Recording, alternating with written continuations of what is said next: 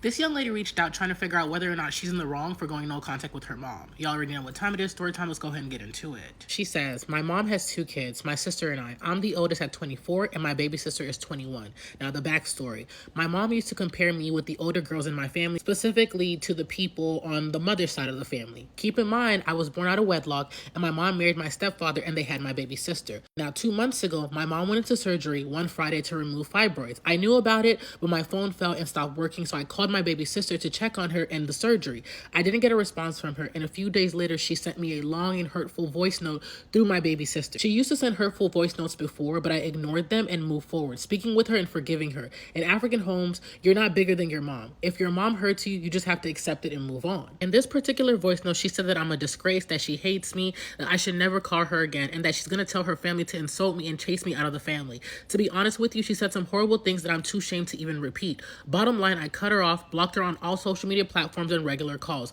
My birthday was on the 7th of May. She didn't wish me a happy birthday or even bother calling me, so I did the same to her on her birthday, which was on the 27th.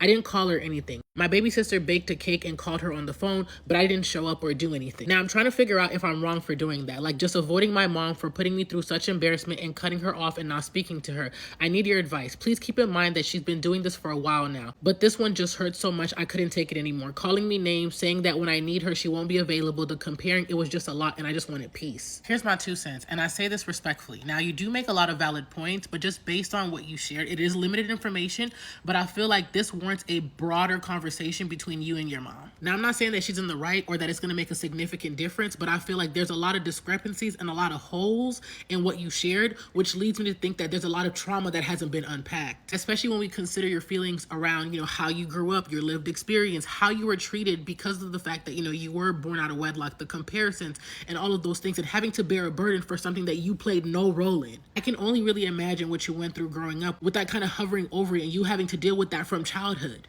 I could be wrong, but I feel like all of those things combined could have put you in a position that before we even got to the surgery, you was already done so. You was over. You wanted nothing to do with that. But because of, I don't know, like the community, cultural implication, kind of pulling on you, pulling on your heartstrings, like making you feel like, like I'm obligated to do this because she's my mom, she's my mom, she's mom. It could have been so many reasons. Me, I don't know, right? I'm just speculating. But I'm feeling like whatever it was, it is okay to express that because it seems like there's something that you were feeling before the surgery that really led you to not really wanting to communicate with her, because even in how you're telling the story, it seems like there's something that you're holding back. I need you to understand that no matter how you move in this situation, there are going to be people in your immediate family and in your community that are going to blame you regardless of how you move. So it's like it's in your best interest to prioritize your own mental health, and that starts with being honest with yourself about how you're feeling and when you're feeling those feelings and where you're at on your journey with this person. Because if you're already done, can I continue to try to push yourself for the sake of pleasing other people or keeping up appearances so that people are not putting the blame on you or saying that you're a bad child, you're a bad daughter, da-da-dee-da-da-da. Like none of those things are going to help you in the long run. If you're going to pick yourself, you have to prioritize that, but that means being honest with yourself about your feelings regarding your mom. This is a bigger conversation than just going no contact with your mom. I think you got to figure out what is really hurting you, what is driving this, and ultimately figure out, is it something that you can actually commit to, or do you need to take a different approach that is going to be better for you? And then from there you can figure out if no contact is something that you can do.